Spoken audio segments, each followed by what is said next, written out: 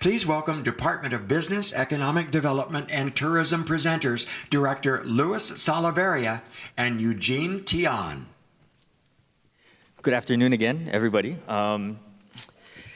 It is with great honor and pleasure that I get to introduce the next person here up on stage, who I first met 25 years ago when I was an intern at the Department of Business and Economic Development and Tourism, and Eugene was my boss, actually. And so everything I've learned from him. And now, little did I know that 25 years ago I was going to be sitting next to the state economist. And this is a gentleman that has been involved in data research in the state of Hawaii for the better part of almost 30 years, ranging from everything from tourism to housing to the economy and to energy. Several years ago, he was the person that predicted that the tax credits would actually reach $172 million from the previous year of $75 million. Quite criticized during that period of time that the state tax credit would never go up past that much. Lo and behold, the next year, the tax credit came in at $179 million, almost an increase of $100 million in tax credits that was issued out that year. So obviously, he is a man who knows what he's talking about, and he understands data and trends. So he's been looking at data most recently involving battery storage and looking at the construction industry. And so with that, I will pass it on to Dr. Tian to give us a little presentation on his report. Good afternoon. Thank you, Louis. 25 years ago, Louis reported to me, and now I report to him. So the lesson from it is that if you do have a student intern, treat them nicely. So maybe sometimes you can be on the stage together. Okay, let me just go over a few slides I have. This is the slide to show that the building permit. I just want to use Oahu as an example to present the consumer behavior to the policy changes. So the policy changes here is talking about the solar energy tax credit.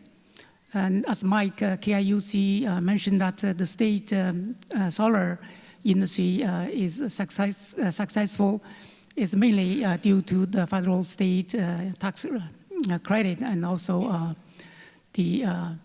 some other issues. So this you can see that the building permit related to the PV installation. So between 2020, 2005 is very little. So during those few years, it's only 22 building permit. The tax credit in Hawaii has actually existed since 1976. But during the years, they have been changed from 10% to 15%, 20%, and to the current 35%. And also during these years, there were some changes. So you can see that the consumers were not very sensitive to the percentage, but also they actually sensitive to the cap.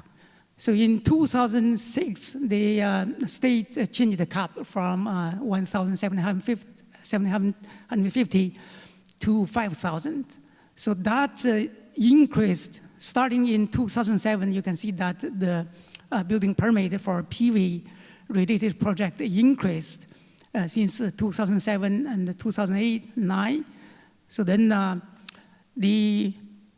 in 2009, there is a change again. The tax credit are refundable. So that also you see the next year, the increase is significant. But the most change is actually in 2013 when the state administration rules changed. So they request that the PV capacity has to be 5K and above.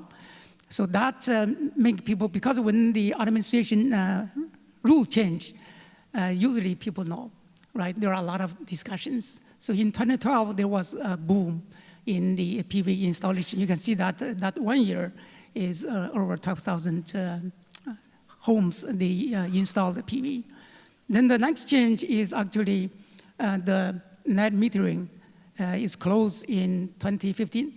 So you can see that there is a decrease in the PV installation, and there is an increase. Later on, I will show you that there is an increase in the battery. This shows that the PV installation, because the PV installation is a part of the construction industry, is within the building permit. They have to apply building permit the same as any other construction project. But during the recession period, actually Hawaii's economy was great in 2005, 2006. And since 2007, with the financial crisis, we were not doing good. But the PV installation actually compensated or supplemented to the construction industry by just for Oahu alone. So you can see that there is about nearly 30% of the building permit is actually due to the PV installation.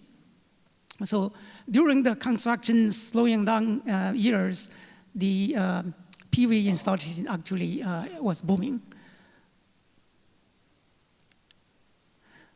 And this slide actually shows, Louis was talking about the state tax credit in 2012.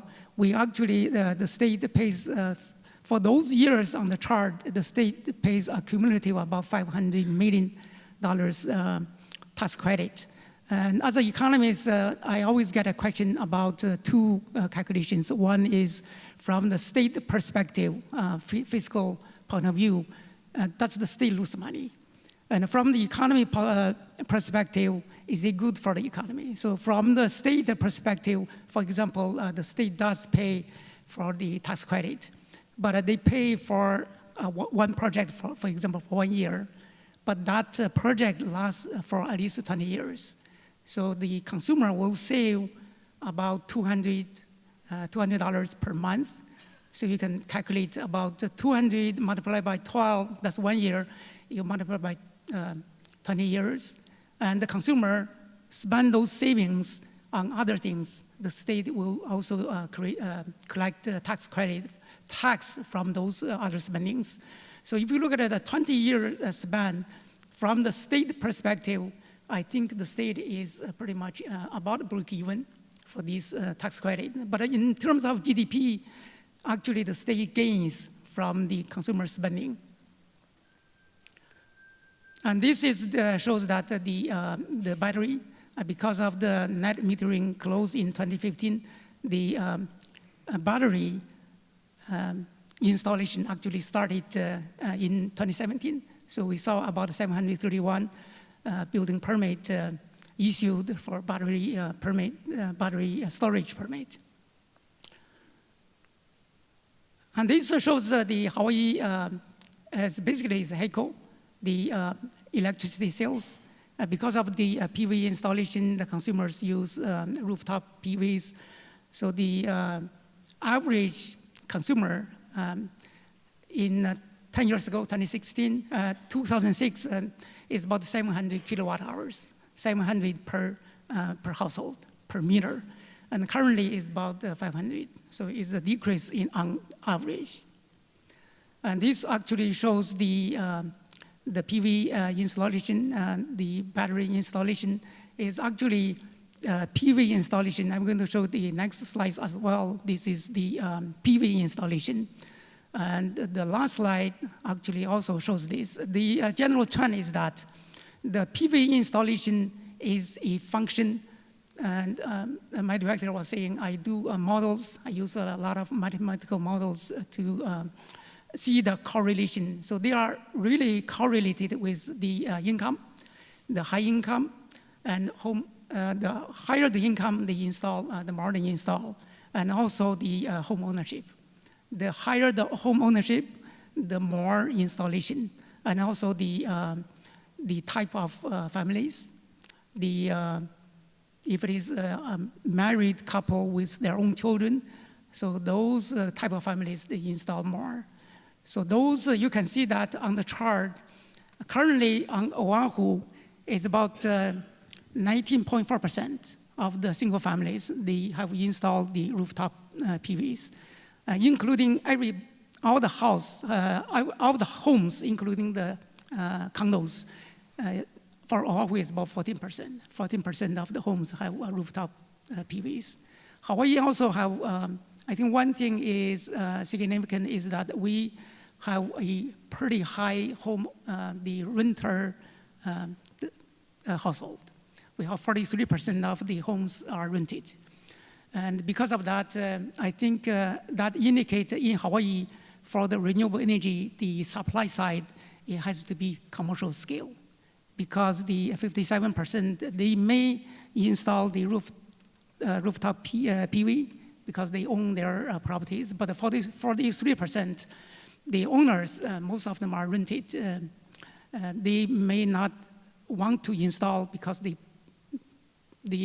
renter will pay the electricity bills.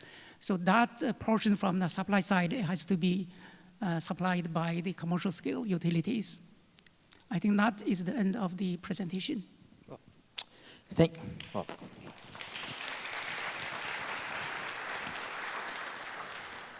you, Eugene. And you know, I know we only have 15 minutes to talk about this. It's a very short discussion to show some of the data that has been collected over time. One of the things that, and I somewhat alluded to a little while ago, is this hockey stick behavior in some of the statistics. And as you can see, you know, from a magnitude perspective, going from 1 year, 46 permits issued for residential battery installation, to the next year having almost 750. Do you see a pattern that's starting to emerge based upon such a significant order of magnitude change? I think we have to thank the building department, the DPP, for Honolulu. Starting last year, 2017 April, they actually, in the building permit, they add one category called the battery storage. So that makes us a lot easier to tabulate the data. But in 2017, before April, we actually look at all the building permits to see, although they didn't have that category before April, but they have some indication. I think the building permit department people are, I think they work pretty hard. In the note, they put some indication about the nature of the project, so we could identify the battery project. I think even without the tax credit, there are 731. I think that is, one is because it's still a good investment. There is a good return on investment for these. Because if you install the PV and battery together, you actually, I think the indication is about 7,000 for the battery alone. So if you install the battery, it may cost you more. So when you put together, there is the economies of scope, so it will be cheaper. And I think that's one reason is still a good investment. The second reason is that is because the net metering, there is a limitation to sell the access, to sell the electricity to the grid, so they have to find a way to do that. I think we have time for one more question, and so I'm going to throw you a little bit of a curveball question because I'm your boss now. So in light of all of the changes, and you know, you just recently did a study on the impact of the most recent Tax Reform and Jobs Act bill that was passed by federal Congress, and some of the things that are happening at a federal level. How do you see issues such as foreign trade, like tariffs added to steel and aluminum, affecting potentially some kind of renewable energy market impact to the United States, for that matter? Do you have any thoughts around that? I didn't do a study because, as the director says, when I say something, I usually go through the model, look at the data. For this one, I didn't. I think because Hawaii, the manufacturing industry is very small, and I think all the panels actually produce elsewhere. So you may have some implications on the price of the panels. And I think that will have some impact, but I don't expect the impact is a huge one. Good, good. With that, I think we are nearing our time. Thank you again, Dr. Tian. It's an absolute honor and a pleasure to be able to be on stage talking to you right now, and I'm sure you're going to be here for the rest of the day too. So if anybody has any questions for Dr. Tian, remember he does work for the Department of Business, Economic Development, and Tourism. So. So please, by all means, feel free to ask him any questions, and I'm sure he'll be happy to ask them. With that, thank you very much, everybody. Appreciate your time.